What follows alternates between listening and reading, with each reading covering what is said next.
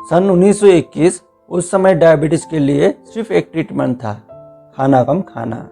मरीजों को इतना कम खाना होता था कि वो भूखे ही रह जाते थे। उसी साल कनाडा के ओंटारियो के एक orthopaedic surgeon Frederick Banting John Macleod, जो एक फिजियोलॉजी प्रोफेसर थे यूनिवर्सिटी ऑफ टोरंटो में, उनको जाकर मिले। जॉन मैक्लियोड डायबिटीज और कार्बोहाइड्रेट मेटाबॉलिज्म में काफ़ी रिसर्च करते थे। बैंटिंग का प्लान था कि वो कुत्तों का पैनक्रियास निकालकर वहाँ से इंसुलिन एक्सट्रैक्ट करेंगे। हालांकि मैक्लियोड को काफ़ी संदेह था इस प्लान पर, लेकिन फिर भी उन्होंने बैंटिंग को अपने लैब का चाबी दे दिया। साथ ही उन्होंने 10 कुत्ते रिसर्च के लिए दे दिए। साथ ही उन्होंने अपने 2 स्टूडेंट्स, जिनमें से एक थे चार्ल्स बेस्ट, उनको बैंटिंग का मदद करने के लिए कहा। और उन्होंने जेम्स कॉलिप, जो एक बायोकेमिस्ट थे, उनको भी बैंटिंग का मदद करने के लिए कहा। और वे खुद चल दिए वैकेशन पर। बैंटिंग ने बेस्ट के साथ मिलकर न सिर्फ कुत्तों का इंसुलिन निकाला, बल्कि उन्होंने अन्य जानवरों का भी इंसुलिन निकाला, जिनको कॉलिप अपने लैब में प्यूरिफाई करते थे। कुछ ही महीनों में उन्होंने मरीजों पर इसका टेस्ट करना शुरू कर दिया और 1 साल के अंदर ही इंसुलिन आम लोगों के लिए उपलब्ध हो गया। 1923 का नोबेल प्राइज इंसुलिन की डिस्कवरी के लिए दिया गया, जिसका हाफ प्राइज बैंटिंग को दिया गया। बैंटिंग 32 की उम्र में मेडिसिन के नोबेल प्राइज पाने वाले सबसे कम उम्र के व्यक्ति हैं।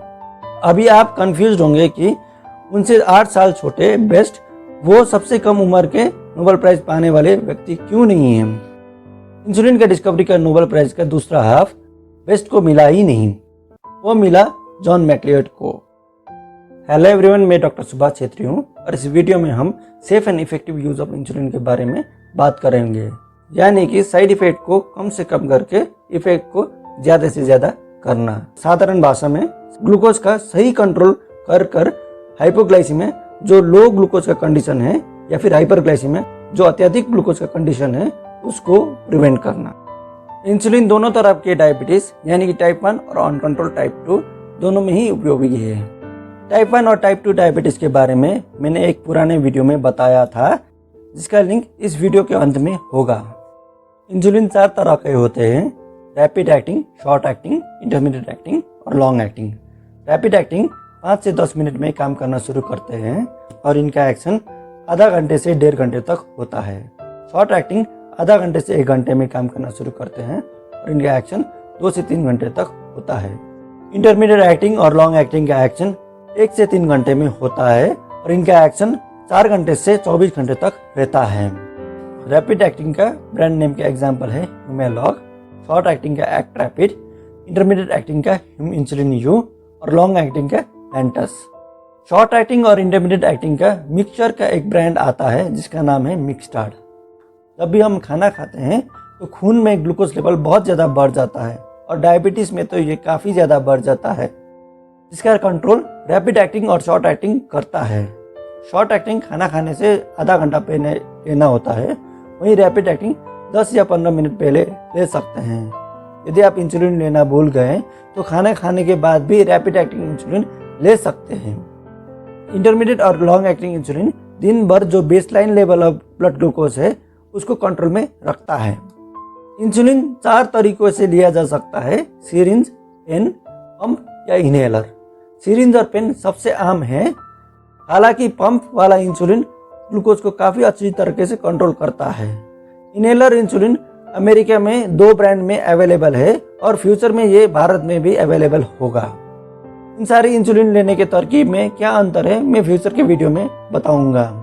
अभी मैं आपको एक क्वेश्चन पूछता हूँ, इंसुलिन क्यों ओरल फॉर्म में नहीं लिया जा सकता है, जैसे कि टैबलेट्स और कैप्सूल्स के फॉर्म में?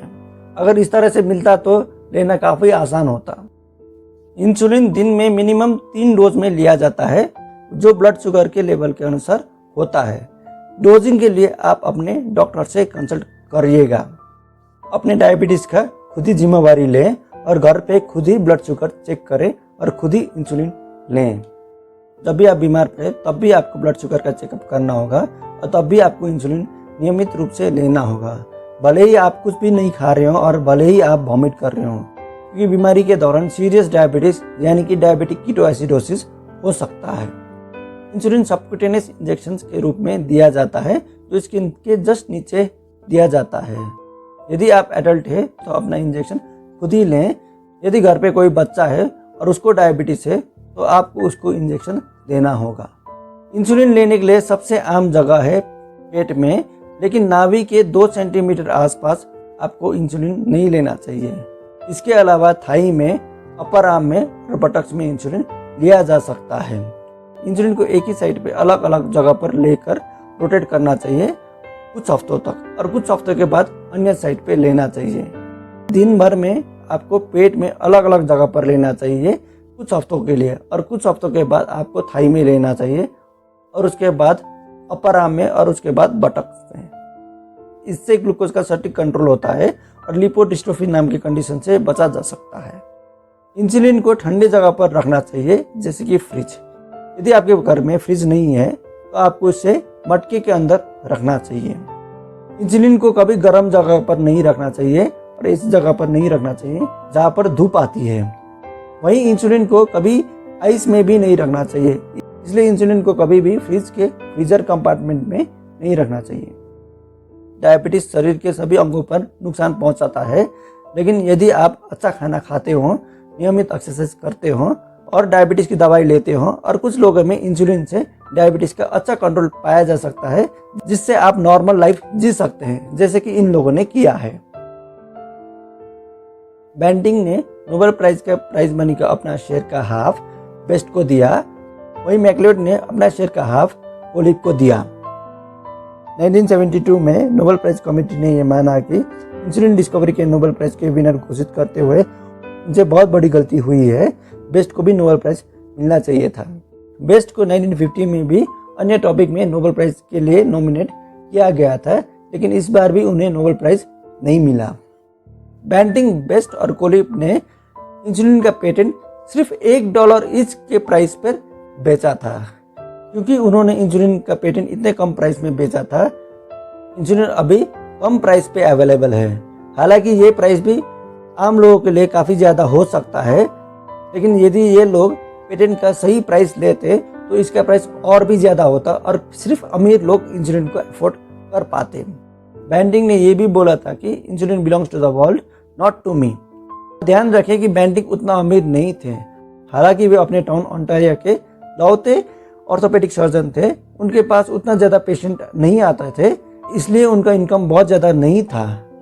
क्योंकि उनके पास कम पेशेंट आते थे, वो बहुत ज़्यादा पढ़ाई भी करते थे, इसलिए वो ऑर्थोपेडिक सर्जन होते हुए भी इंसुलिन की डिस्कवरी कर पाए। शुरू में मैंने क्वेश्चन पूछा था कि इंसुलिन क्यों ओरल फॉर्म यानी कि टैबलेट्स और कैप्सूल्स में क्यों अवेलेबल नहीं है। इसका उत्तर ये है कि इंसुलिन एक प्रोटीन ड्रग है। यदि कोई बंदा प्रोटीन के फॉर्म में ड्रग ओरली लेता है तो ये स्टोमक में जाता है और स्टोमक में ही डाइजेस्ट होकर नष्ट हो जाता है, और इसके एक्टिव फॉर्म शरीर के अन्य अंग में नहीं पहुंच पाता। इसलिए इंसुलिन और अन्य प्रोटीन ड्रग्स जैसे ग्रोथ हार्मोन हो गया, वैसोप्रेसिन हो गया, ओरल फॉर्म में नहीं अवेलेबल होता। आशा है ये वीडियो आपको पसंद आया। यदि ये वीडियो आपको पसंद आया तो इसे लाइक कर दीजिएगा। हमारा फेसबुक पेज जिसका भी नाम है चाइल्ड हेल्थ एजुकेशन, उसे भी लाइक कर दीजिएगा। आप कमेंट करके ये बता सकते हैं कि आपको अगला वीडियो किस टॉपिक पे चाहिए। इस वीडियो को अपने दोस्तों और फैमिली के साथ शेयर जरूर कर दीजिएगा। हमारे चैनल को सब्सक्राइब करके बेल के नोटिफिकेशन जरूर दबाइएगा, इससे हमें प्रोत्साहन मिलती है। हमारा वेबसाइट का नाम है childhealtheducation.net, जहाँ पर हम ब्लॉग आर्टिकल्स डालते हैं हिंदी, अंग्रेजी और नेपाली में। जल्दी हम आपसे दोबारा मिलेंगे। जय हिंद।